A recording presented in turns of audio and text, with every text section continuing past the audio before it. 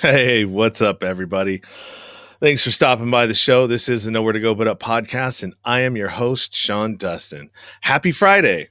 It is Friday, and maybe it's another day forward if you're in another country somewhere, but in my country, it is Friday. And some of these other places, I'm sure it's Friday as well, too. So either way, I hope you had a great week. I'm looking forward to a good weekend. Hopefully you are too. If you are watching on YouTube, do me a favor, hit that subscribe button, thumbs this video. There it is. Where's it at? There it is. Thumbs the video up, and it definitely will help me out. Also, if you're watching on Facebook, hit that share button and also like this video. I will be hitting it up in a second on all of the groups once I go and do the intro music for you. Podcast platforms, this will be airing in about, I'd say 3 weeks to a month is my wait time from live stream to being on to the podcast platforms themselves, the audio onlys. Other than that, I hope everybody's having a great time in life, and hopefully in your area you're getting back to normal. I know some places aren't, some places are. Hang in there. Hopefully this will all be over sooner rather than later. So let's go ahead and get to these messages. Sean Dustin spent time in federal and state prison for drug trafficking and fraud. Upon release in 2006, he had nothing but the clothes on his back, a bag of mail, and legal paperwork. In 2010, he kicked a long-time methamphetamine habit and started the long climb back up the ladder of life. This is the Nowhere to Go But Up podcast. If you want transparency and authenticity, you're in the right place. This is the Nowhere to Go But Up podcast, and this is Sean Dustin.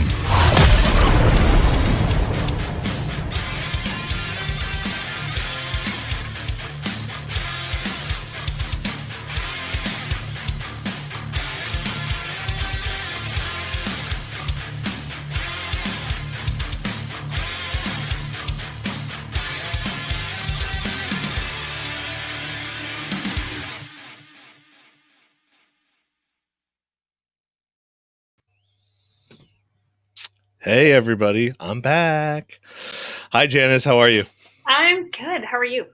I'm doing great. Thank you. Thank you for coming and hanging out with me this evening. Janice is a movement and nutritional coach out of Canada. I don't know which part. Did you say Edmonton or Calgary? Close. Calgary? Okay. Calgary. I don't know that country at all. I just know that I have a lot of people that listen to me from Canada and a lot of guests from Canada. So great. I'm happy to have you here. We missed connections once and had to reschedule, I think because of me. I don't remember how we connected, but nonetheless, you're talking about stuff that I'm interested in. I struggle with nutrition and movement. Mostly moving from my chair and my desk into an exercising position is what I struggle with. You are not alone. I would say, you know what, I don't know exactly, but about 85% of North America struggles with the same position challenges. Definitely. I'm thinking about it. It's always on my mind. I just haven't got to it yet. And then I broke 2 of my toes last Sunday. Oh. And so just when I was getting ready to go, okay, every day I'm going to go out there. I'm going to do some 100 burpees in the morning and I'm going to do all this great stuff. And it's like, bam, then I broke my toes and I'm like, well, I guess I have to sit around for another 6 weeks. It's true. So, all right. So let's talk about you. And I don't know, like I said, you'd mentioned that you'd been through some struggles in your life, and maybe you want to talk a little bit about that, and then move into how you got involved in the current role that you play as a nutritional coach and a movement coach. Yeah, so we chatted a few minutes ago, and I shared a super quick story that took multiple years. But in 2009, I was living a life in New York City, and I was a fashion media executive, which was a job that I loved and had spent many years of my life actually working towards. So I was in my kind of, let's call it my dream role. It was fantastic. And by 2011, I'm going to skip 2010, I was a lone parent who moved back to Canada unexpectedly, away from my friends, my career, my job, my community. So in the course of that much time, I changed careers, I changed countries, I changed jobs, I changed identities, and sort of left everything behind. And I think that I really was not prepared for how much difficulty that was actually going to be in my life. There was a lot going on, and within a couple of years of that, I actually was exhausted to the point of literal burnout. There was a bunch of external circumstances kind of happening as well, but that was kind of a bit of a personal rock bottom, because I had to completely start my life over, and I was doing so in a place I'd never lived, in a career that was new to me, and trying to just do all of that while also becoming a parent, and a lone one at that, where I had, no shared custody, no child support. And so while I don't find that a tragic story by any means, it definitely was one of a lot of difficulty. So, there's a Canadian entrepreneur organization. I'm glad I didn't know this at the time, but told me that just 5% of single parent female-led businesses succeed past 5 years. So not only am I a single parent, but I'm a lone one. So I'm basically have, succeeded in something that less than 5% of people can actually accomplish. And like I said, I'm glad I didn't know that when I signed my lease, but I also was kind of pushed into a position where I didn't really have a choice. I needed to change lives, and do so quite quickly, and to try to figure out how to get my feet back underneath me. Yeah, I mean, anytime when a child's involved, and especially when you have, you're navigating that whole process of being a parent by yourself. I mean, I can tell, my ex, I co-parent right now with my daughter, who is almost 4, and I don't have her as much as she does. But sometimes the times that I do have her, which is maybe, 2 to 3 days a week, I find it to be challenging, especially in that age where they're throwing themselves on the ground, and like, it's like Yeah. like, come on, dude, we got to go. We have things planned. We're on a schedule.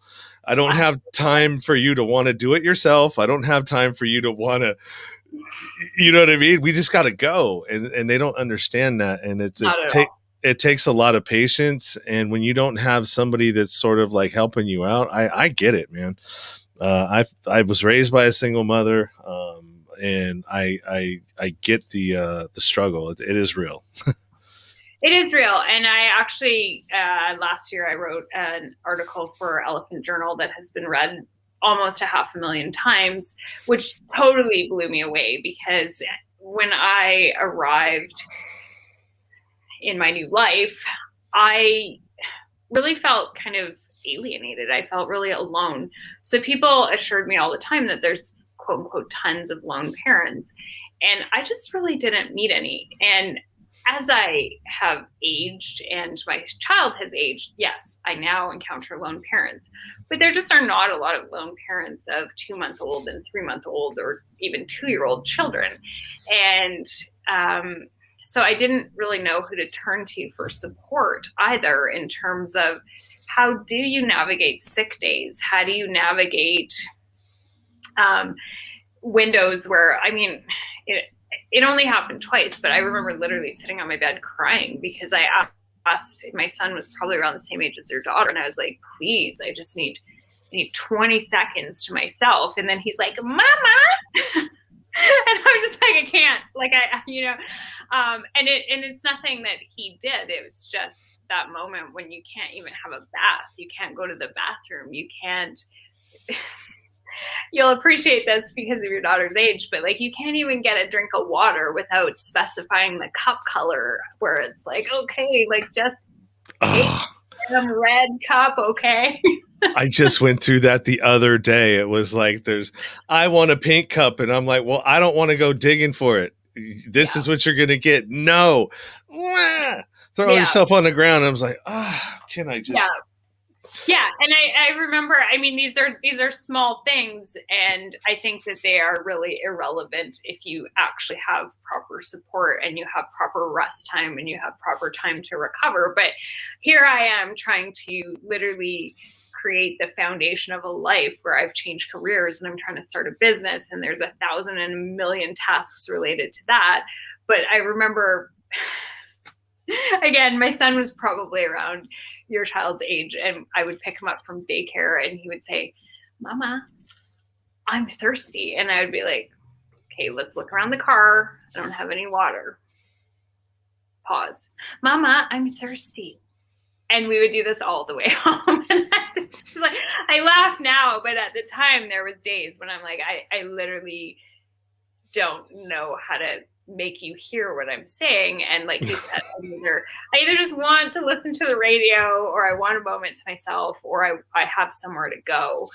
And it's unspeakably difficult to do it without support. I mean, human beings were never, ever, ever meant to do that. That's not how we were designed. We were designed to have community around us, and that's not how we raise children now. So lone parenting is a special kind of parenting.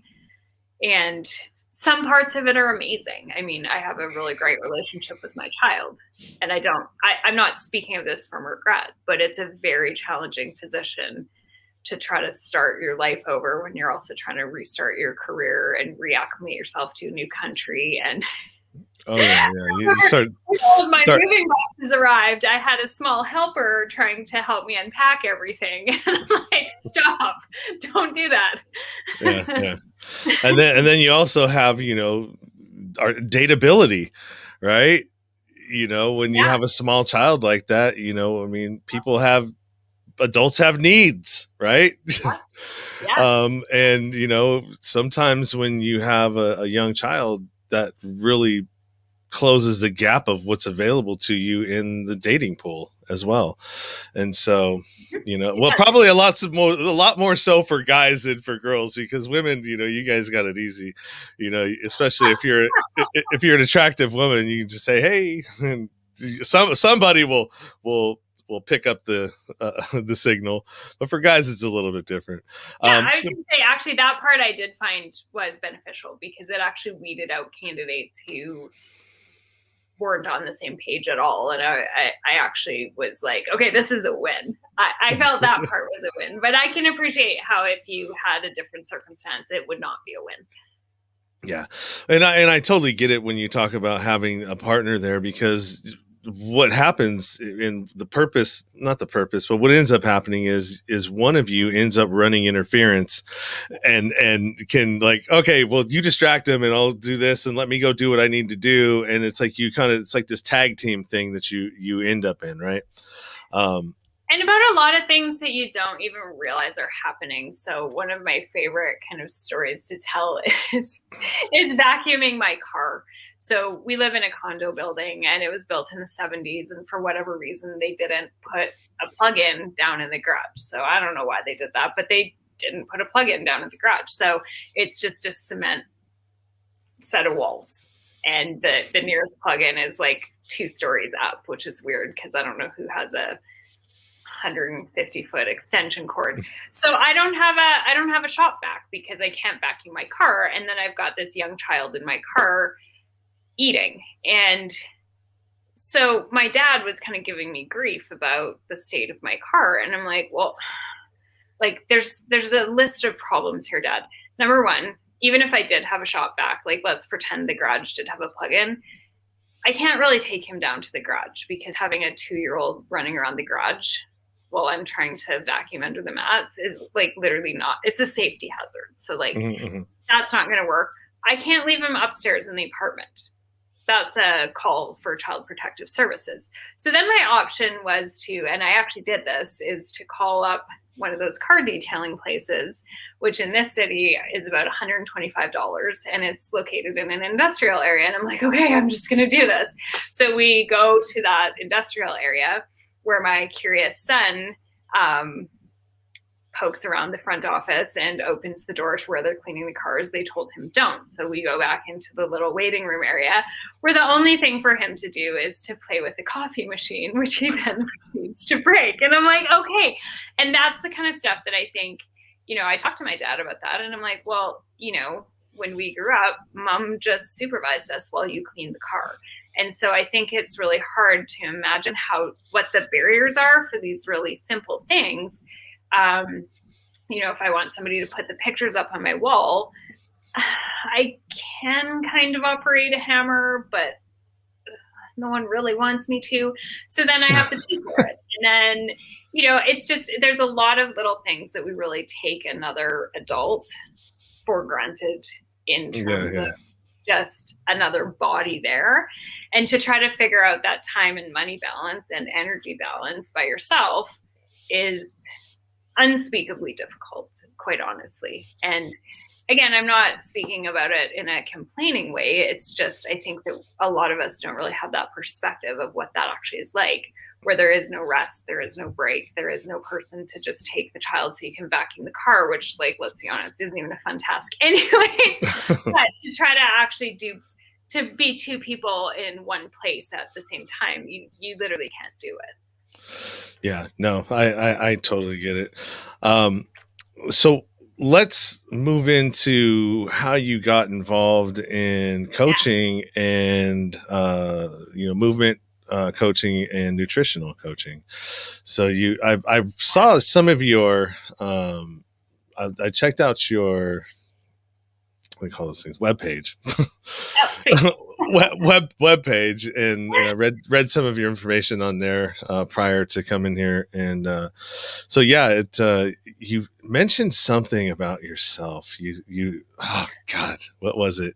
Something like you're the I wish I'd have wrote it down. I didn't. I'm gonna mess up the punchline, okay. So I won't even bother. And then I'll remember what it was. As you're talking, I'm gonna go and look for it, and then I'll come back to it. Okay. So I got into what I was doing because I was not an athletic human being as a child. I actually probably still really am not. If you tossed a ball at me, it might fall over my shoulder and into the back of my living room. So I was just not coming. I am not coming from an athletic lineage. And so when I went away to post-secondary education, it was kind of the first time that I had really done athletics of any kind. And I found running, which seemed like a good idea at the time, but I ended up hurting my knee. And so that ended up sending me on this pathway where I was looking for solutions on how to make my knee feel better. I mean, I was a teenager, and everybody will talk about quite fondly, many adults our age will talk about how they had this incredibly easy to maintain physique when they were younger, teenager, 20s. I never had that, not even for a minute of my life. So I was really on this hunt for how to make my body feel okay when I was exercising. And I went to physio, and I went to massage, and I went to chiropractic, and I couldn't really find anything that would help me. So I ended up, this was in the 1990s, and I ended up discovering a Pilates studio. And that was the first time in my life that I actually found an exercise that made me feel strong and long and lengthened, and nothing hurt, and nothing felt like I needed coordination and hand-eye coordination and chucking balls over nets and things like that. So that actually set off, really, I mean, I just told a story in the intro about how I ended up in New York City in a completely different job. And I did pursue that. But in the background of my life, for about 15 years, I developed this strong passion and personal interest. I mean, it was really my hobby of health and fitness. And I became, I mean, at times, really, I would use the word obsessed with how I could feel great in my body. So with that, I took that super seriously, and I took some certifications, and I would go to fitness conferences for fun. And I did that partly to meet people with common interests, but largely just to kind of figure out the puzzle that was my own body. So by the time I actually did that career shift and opened my business, I had been at this in the background of my life, really quasi-professionally for 6 years, where I had already taken professional certifications, but I had been exploring it as a passion for at least 15 years. And I owned a bookshelf full of, when I say bookshelf, it's a book closet full of books. And that was kind of before the days of podcasts, but I had done some online courses, which were a little ahead of their time, that were kind of delivered by podcast-ish formats, et cetera, et cetera. So I had really jumped into that whole world. And so then when it came time to do that career shift after I became a lone parent, this was a natural kind of evolution of that passion. And you opened up your own studio, right? So it's like you have your own practice, your own little studio, and I think you had like a Pilates board on there. I do. Yeah, and I think it was that's what I saw in your yes. background, and I also saw that bookshelf too that you were standing in front of. Yes. Oh, those were the pictures that I got to choose for that you sent me, all of the different pictures. Oh, it was in there. Yeah. Yeah, to pull from. Yeah. Yes, I take my books very seriously. Yeah, I am not a reader. I think when I went to prison, I read like 300 books in 3 years, and when I got out, I'm like, I don't want to touch another book. Let's do some podcasts. Yeah, let's do some audio. It was that and top ramen. I didn't want to have nothing to do with for a while. I could see that. I could totally see that. Yeah. So I have a lot of books. I'm the opposite of you. I have a lot of books and not too much time to read them. So that could be one of the reasons that I hoard books, because I'm like, I just want more time to read them. But yeah, that Pilates was actually my first introduction to the kind of exercise that I end up teaching. And I have a whole bunch of different disciplines and certifications, but Pilates is one of them. Yeah, I've noticed too, like so COVID really, I lost 35 pounds and wow. And not during COVID. Oh, okay, I put 40 on during COVID. Okay. So you're a rare case. Okay. Yeah, no. So it took me 2 years. I lost it all doing keto and started working out and started doing, different sort of circuit stuff, and then I started I stopped it because keto is really hard to maintain the fat intake. And so I was like, all right, well, I'll just whatever. And so I kind of blew it off and sort of went back to, the old routines and everything else. And it took me about 2 years to put it back on, but COVID really kicked that in because I like to cook. So I'd be making these big old meals, and this right here is not a serving size to me. It's like 3 of these. Right. Yeah. Yeah. I mean, you're not alone. I've heard all kinds of jokes about the COVID 10, 15, 19, 20, 40, whatever. It's just, it's a very, I think. Yeah. I mean, 40.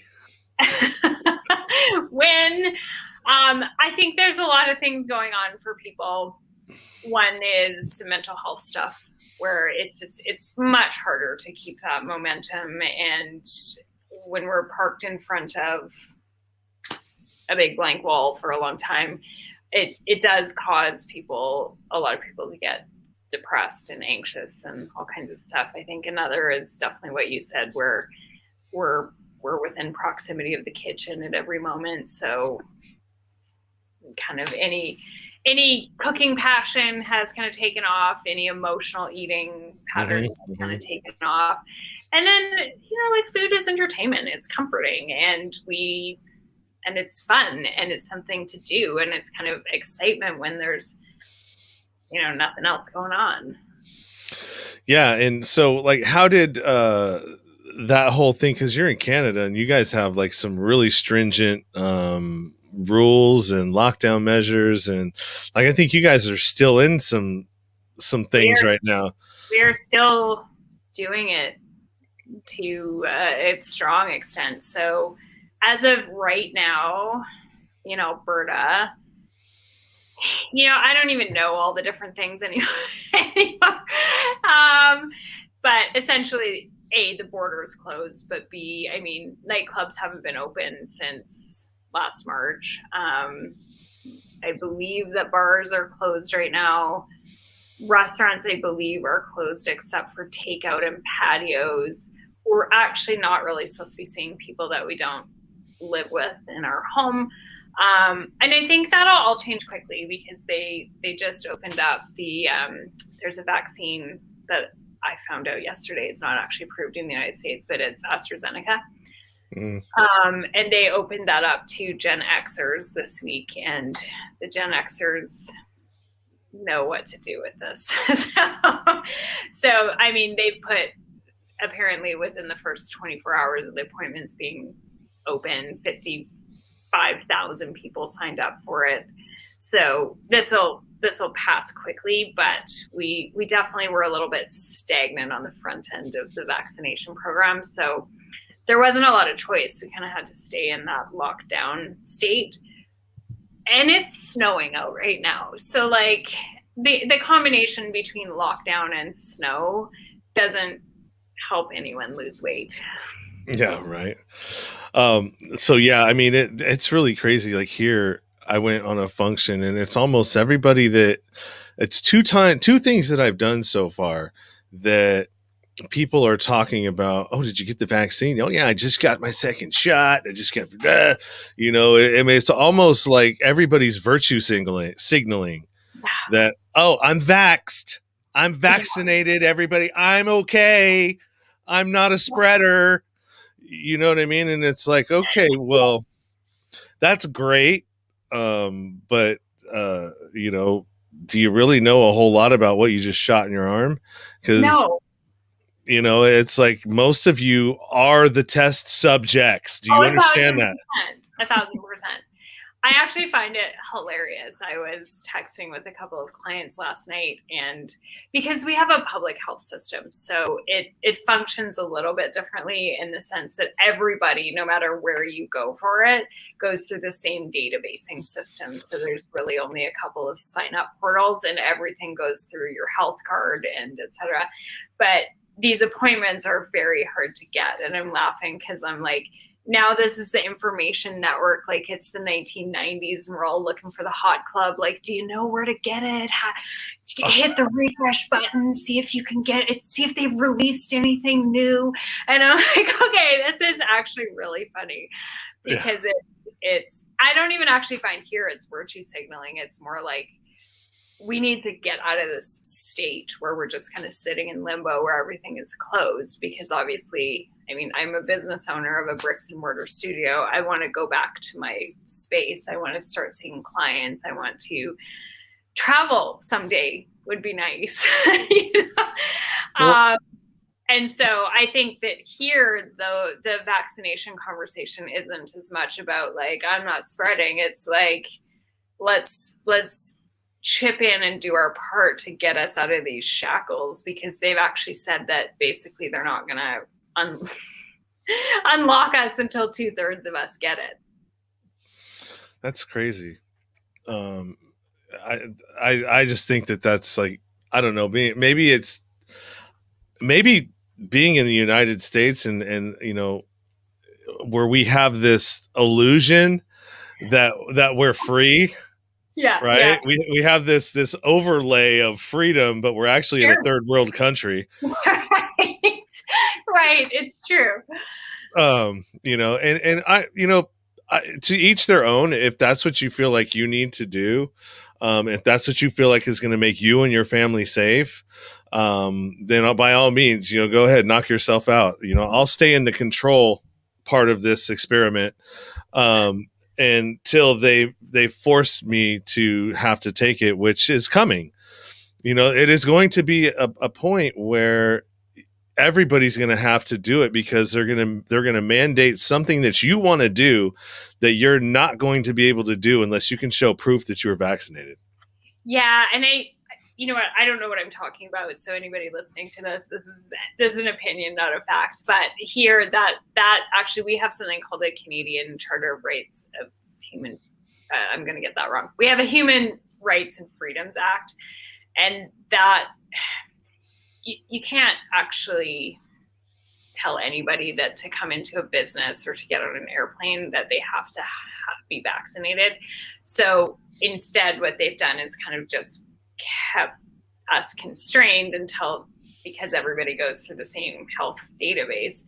They know when we get to that place, and then they can just unlock the handcuffs and let us out. And then we're not going to have that. I've heard tell of what you're talking about in the US, which is the vaccine passport.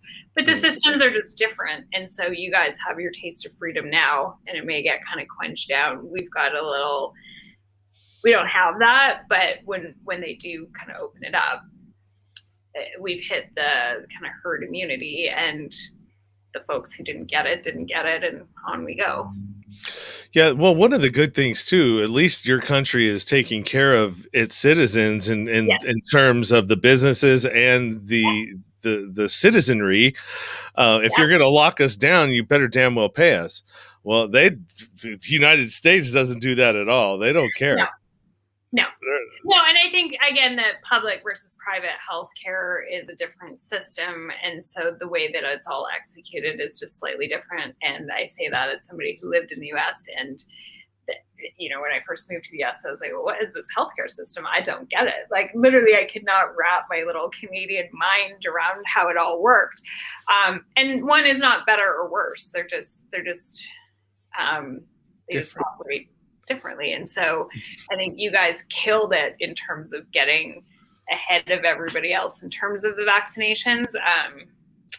We were pokey, but now we finally got organized, and I'm told that we are now delivering more vaccines per capita than any other country in the world, which for me, I'm like, great, let's go, because we want I got clients I need to roll in here. Right. I mean, I have a ton of American friends, and I'm like, dude, I have FOMO. I'm seeing photos from America. Let's get on with this. All right. So one thing that I did see that you had, that you and I both shared when you sent me over your information this morning, was we both are Clubhouse members. Oh, sweet. Yes. I noticed that scrolling at the bottom. Yeah. So I'm going to throw up yours here at some point, because I have it in here. But yeah, very easy. It's at Janiss. Yeah, you must have been one of the early adopters. Yeah. I have a good name, right? Yeah. How'd you do that? Because I was early. Yeah. So yes, we got your website, which is mybodycouture.com. And you can go there. There's a lot of information there about what Janiss is doing and all of her places and spaces. I didn't want to put up all of yours, because I'd rather drive people to your website instead of other places. Good. I gave you a lot there. So yes, everything I gave you is on the website except my Clubhouse. So, but that one is at Janiss. That's right here at Janiss Clubhouse.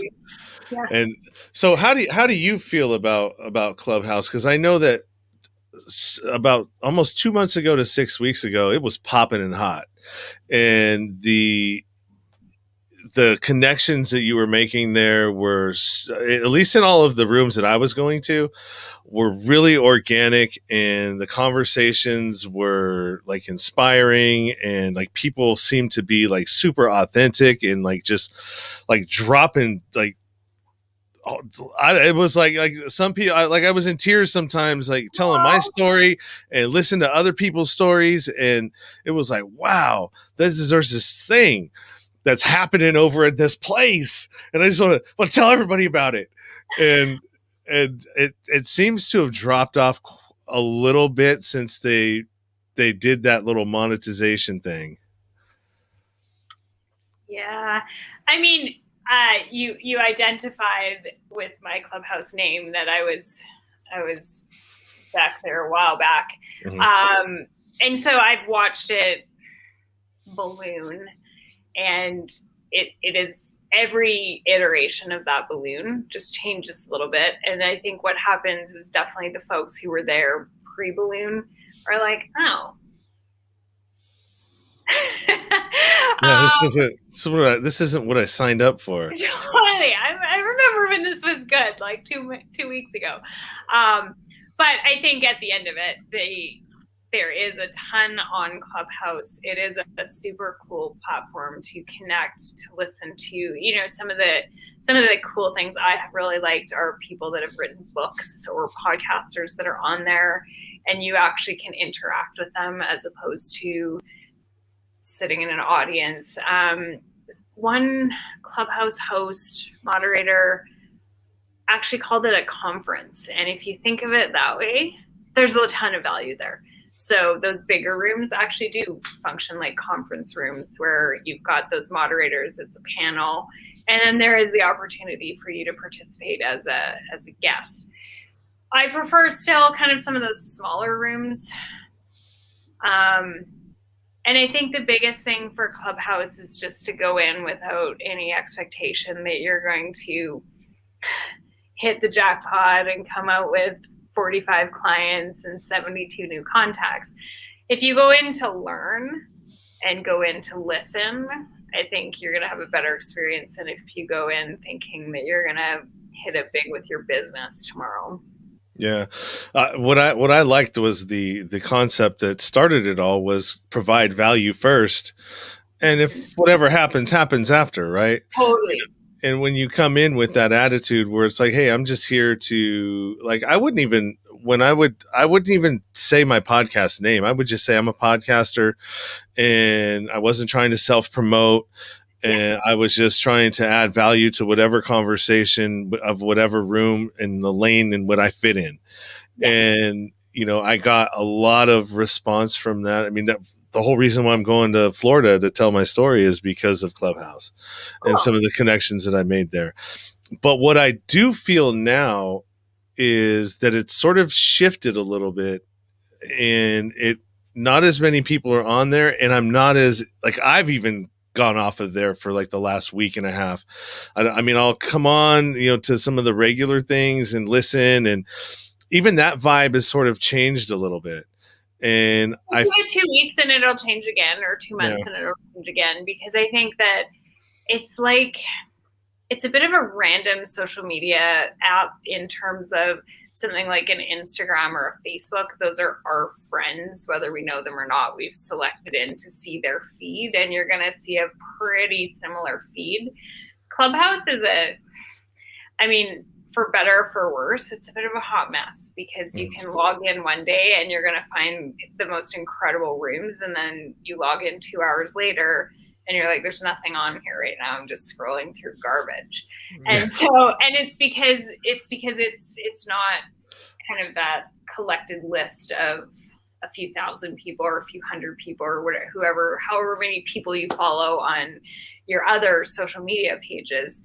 It is hands down the most random social media app that I'm aware of, which makes it both great and kind of terrible at the same time. And I think it literally is like, if you wait a week or a month or a day or an hour, it's going to be different. Yeah. No, you're for sure. And that's what they call it, drop-in audio. So, I mean, it makes sense that, you know, what happens when you drop into random places at random times, you find different, like if you have a bar and you drop in at, 5 o'clock, you're going to find a different crowd than when you drop in at 8 o'clock. And you're going to find a completely different crowd when you drop in at 10, 11, 12 o'clock. 1,000%. And I think what happens a little bit on Clubhouse, because everyone seems to go through this, where they have, I'm going to use your bar analogy, but you have like that experience where you're like, it was the best night ever, or, maybe even a couple Fridays in a row. And then you go back and you're like, hold on, where'd everyone go?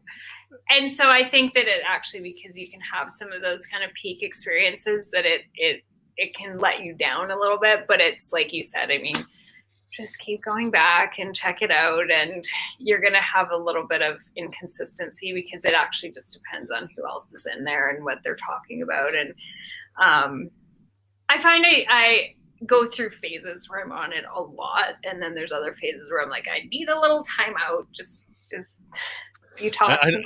I need to be able to get some stuff done. That's why I pulled off. I'm like, I've got stacking things up. I'm like, oh, I got to get to this. I got to get to that. I got to get to this. And it's like, whenever I had it on, I'd have it on in the background. And I was like, this is awesome. These are people that I know. I feel like I'm like, my friends are around me while I'm trying to work. But then I would stop working and I'm like listening to my friends. And it's like, okay, well, now I'm doing nothing, listening to my friends. Yes.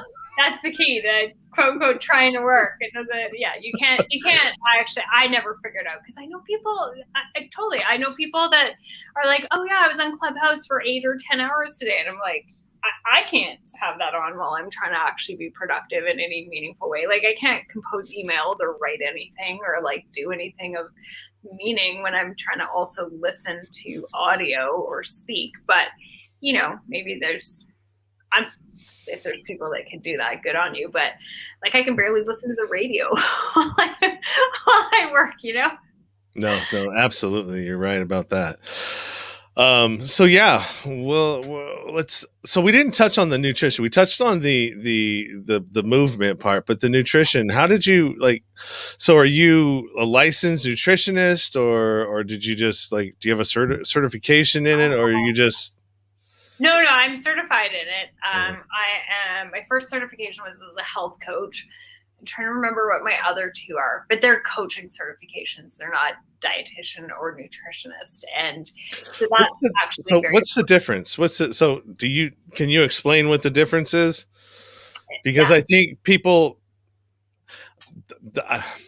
to me, it's that gray area that there is right now. And so what is the difference? And I mean, is there a huge difference or is there not?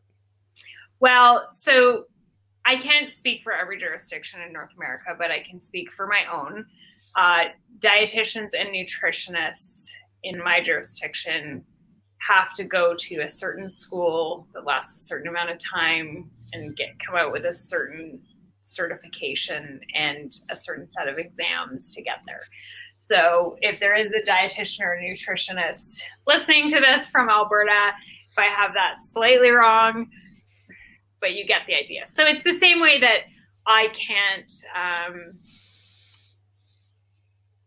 it's the same way that actually there's doctors that come to Canada from other countries who have taken medical degrees in other countries, but they're not actually certified as doctors.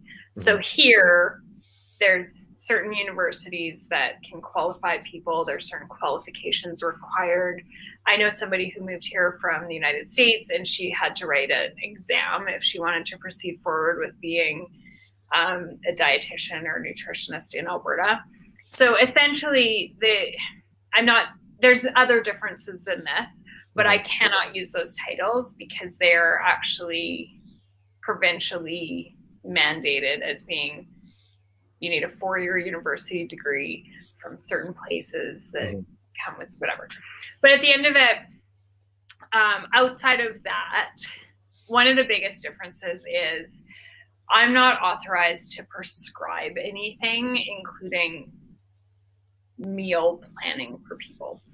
So I cannot recommend vitamins. So you can't come to me and say, I'm feeling a little tired. And I say, great, I think you should take some vitamin D. So that's outside of my scope of practice. But so too is actually writing you a meal plan that says for breakfast, you should eat a cup of strawberries and a half cup of yogurt. So what I do instead is I work with your life, your lifestyle. It could be your budget, your food preferences, your emotions, the other pieces going on in your life. And then we talk through, really, it's the way I work is helping you figure out what is best for you so that I'm not actually prescribing it, but you kind of are. So you say to me, I did keto, but it failed because it was too socially difficult. And then we can talk through what you liked about it. We can talk through how that made you feel. And we can kind of come up with something where you have 1 or 2 action items in between our appointments. One of the things I know for sure is just from habit building, a lot of people take on these huge dietary shifts and then can't stick with them. So there's research that shows that if we take on 1 shift, we have an 85% chance of it being successful. If we take on 2, that drops to 15%. So then I say, okay, what's the one thing you commit to? And you say, I'm going to commit to eating strawberries for breakfast or whatever it is. And then you're just going to work on that till our next appointment. Maybe you get 2 things, but we're going to work on small incremental changes that have come from within you that you're going to be accountable to, as opposed to me saying, here's your meal plan. This has all the nutrients. So I don't work with the Canada Food Guide. And that's what a nutritionist or dietitian is going to do. They're going to work with the federally mandated, what's that called in America? It's not the Canada Food Guide, obviously, but the food pyramid, whatever that is. Standard American diet, the thing that, they said was, so if you flip it upside down now, and then this is what it's supposed to be. And that's whatever. Yeah, so I'm not ever going to go into a hospital and say, okay, this patient is a heart patient and they need to have 1 serving of grains and 1 serving of milk and 1 serving of or dairy or whatever we call it, 2 servings of vegetables. So that isn't what I do. I'm more working with people who say to me, I'm frustrated. I know the difference between a potato and a carrot, potato chip and a carrot, but I'm finding myself in the kitchen eating my 7th meal of the day with a portion size that's 3 of these. So how do I actually start to kind of chip away at losing 40 pounds? And we're taking your knowledge, your lifestyle, your kind of desires. We're not working. I mean, I'm actually pretty neutral about the Canada Food Guide, but we're not working on that. We're working on what your stress points are. We're working on what actually foods that you actually authentically enjoy. We're working on your emotions. We're working on how to actually make your food knowledge work for you in ways that don't feel constrictive, restrictive, or like you're on a program per se. And so have you been able to sort of, pivot into like what we're doing here into more virtual spaces and to fulfill your I sure do. Your client needs now? Yeah. I mean, I was really lucky because in 2018, I had actually moved in that direction. The challenge at that point actually was client resistance. So March of 2020, all of a sudden, I no longer had client resistance. So, I mean, there was a lot of work to be done to actually pivot from bricks and mortar to full virtual. But I had already kind of worked out those kinks of me being on a camera, and I'm sure you relate to this, but everyone does now. Actually, it's not even specific to you, but when we first start talking into a camera, it's a super awkward experience. So I had kind of worked through all that. I knew how the technology worked. I had already tinkered with and invested in microphones and computers and all the things I needed.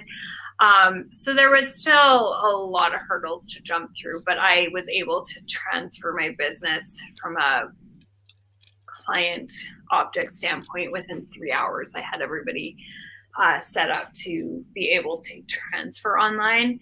And then obviously, just as time has gone on, it's been great in certain ways. I'm not a digital only kind of person, just in general, but I have clients in California and Florida and Ontario and Australia, and it does open up opportunities in the future if people travel or if they want to access my service and they don't live anywhere near me. That is awesome. I will reinstate the bricks and mortar business as well, because I am an extrovert, and so it shall be. But I will always have, 50% of my business from here on out is going to be digital. Yeah, I wanted to open up a studio in my area because there's not a lot of places. Well, first of all, podcasting has sort of exploded with the pandemic. Everybody wants to, well, I mean, and I think everybody should. I mean, if you have a business or a book, or you're a speaker, or if you're doing anything, a podcast should be another leg to what you're doing. Totally. And marketing. And it's a great way to, it's therapy for one.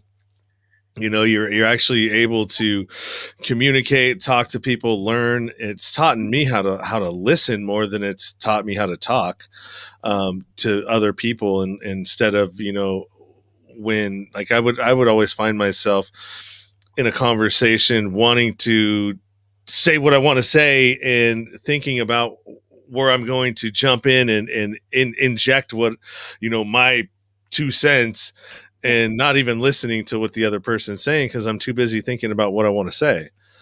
And so being an interviewer has really taught me how to listen to people and, like, okay, well, write it down if you need to, and leave it, listen to what they're saying. And then when you get a chance, go ahead and jump in. And if it's still applicable, or sometimes I'd write it down and I'm like, I don't even feel like talking about that now, Yeah. Yeah, But I think I've been on a ton of podcasts, and I think it's an incredible opportunity to speak to a whole diverse set of people that you wouldn't normally. And it actually is just a reminder of the power of human story and how everyone has a story, and how we all go through these hardships, and we all go through these same emotions, and we all go through these unspeakable things that really, even 10 years ago, it was really hard to get information about. So I just spoke about lone parenting, and I remember laying in my son's bunk bed, and he was 4 years old. So that was 6 years ago. And this blows my mind to say this out loud, but I remember going on Facebook and looking for support. And at that time, I could only find 1 or 2 single parent groups, and I was in it.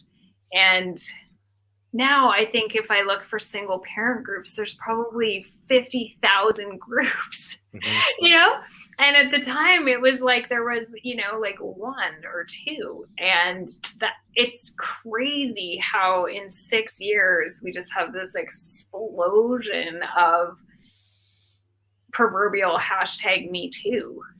Yeah, no, for sure. And I think the big thing is, and you mentioned it earlier, is that this is now the village. Yeah. Right. This is a village that we're missing, that we all used to, in the hunter gatherer type of society, or not societies, but, tribes. Yeah. That's what it was. You would sit around the fire in a fireside chat, and you guys would all talk about the day. And, if little, whoever the hell it is, his kid, that everybody's taking care of, ate something that wasn't good, and something happened, and everybody would talk about, now we know not to eat what little totally right did, It's true. And it's so true. this is taking that sort of, it's found what has been missing, and people are gravitating towards it because deep in our DNA and our genetics, we know that this is what's missing. Yes, it's the shared human experiences. And I have actually come through the pandemic with the help of a couple of virtual communities of people that have shared, either one of them is, let's call it a shared hobby. So we all kind of do the same thing. There's 2 other groups that are kind of more oriented towards self-development, but we're all the same kind of people. And it's remarkable because it's like, there's 20-year-olds, 30-year-olds, 40-year-olds, 50-year-olds, 60-year-olds. There's people of different races. There's people from all different places throughout North America and even the world. There's people of different ethnic, I already mentioned races and ethnic backgrounds, different sexualities. And yet we're all here in the exact same place, having the exact same experience. And that is what was really missing, I think, for a lot of us before, because we've just been we're here in these cities, in these kind of quasi-anonymous little buckets, and we might run into somebody that we're kind of more like or less like, but we can actually go into these special interest groups in Facebook or Clubhouse or I'm not familiar with that on Instagram, but we can go really find our little special niches. And what's made it amazing is now, because of Facebook rooms and or Zoom, we can actually be face to face and have those conversations. So I think it's really facilitated, even this in ways that would have been much more difficult to persuade others to participate in even a year and a half ago. Yeah. I think a lot of that too is, everybody got a chance to sort of slow down, because the rat race is what was keeping everybody from doing it. Everybody was so, even me in my industry, like I devoted, 10 to 14 hours a day just to my job, which only left 6 hours and maybe, and then the rest of it I'm sleeping. And so it's like we get locked into these things and these routines, and it's like it's all about, oh, I got to do this, got to do this, got to do this, and you never really take the time to take the blinders off and go, okay, well, look at, there's all this other stuff around that I'm missing out on. It's like, totally. I'm not by any means a habit expert, and that's not what I built my practice around, but there are habit researchers out there who say that, I don't remember what the number is, but it's something between 70 and 90% of what you do every single day is completely habit-based. So humans like to preserve our brain power, where that's what helps keep us alive. So we kind of get into these little routines and then we think nothing of it. So you get out of bed at give or take the same amount of time every day. A lot of people pile into the kitchen and make coffee, or go to Starbucks and get coffee. And I think where the pandemic actually really helped, if you will, was everyone's routine was just flipped upside down and like snow globed, shake it up. And then there was almost nobody who kind of had that same life that they had before. So that meant that everything you did in a day was up for grabs. And so, I don't know anybody who comes out of it with an identical life, because we all got a chance to be like, I don't need to go to the, eyelash salon and get eyelashes glued onto my face anymore. I don't need to put on makeup anymore. I don't need to commute anymore. I don't need to, whatever it is. So I'm actually interested to see what some industries, if they do, or how they recover. Because I think there's going to be some of these things that people are like, what, I lived without it, I'm going to keep living without it. And then other things that are going to be more of a priority and more important to people. I'm curious how the Zoom communities live on. Are people going to keep this in their life? Or are they ditching it at first opportunity? Yeah, that would be interesting. I want to say the ease and the what's the word I'm going with? It's a lot. It's easy, and it doesn't take up a lot of time. Literally, you can go and connect for an hour and feel rejuvenated. That would be interesting. I wonder how that is going to take shape.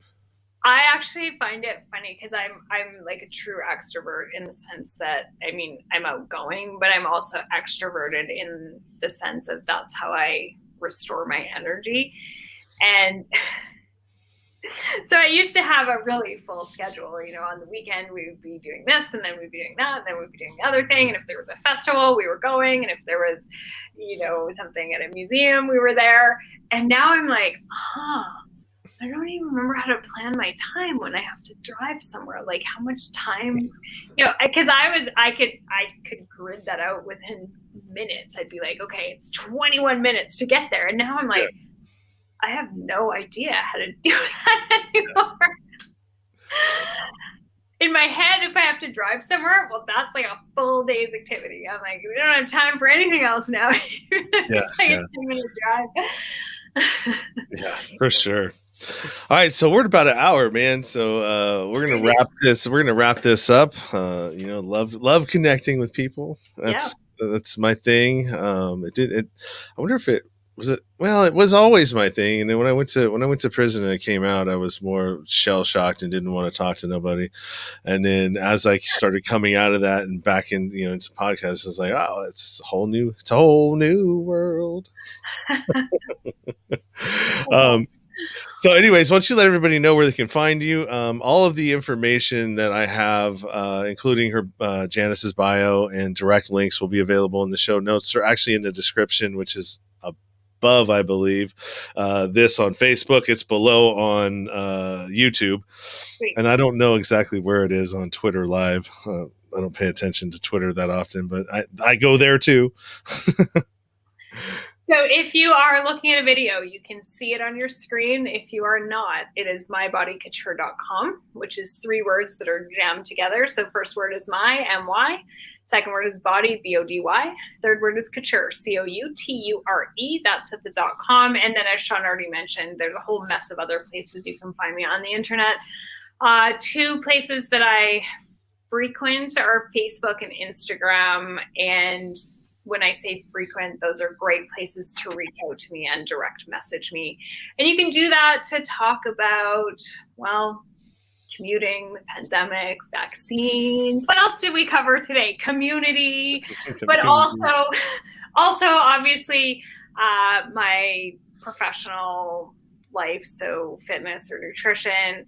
I get tons of messages due to my Elephant Journal article about lone parenting. So if you are a lone or single parent, I get tons of people that want to connect on that topic. I do answer, provided you don't end up in the back door where I don't see your message. I answer every single message that I get about pretty much every topic. So feel free to just reach out to say hi or to talk about professional stuff.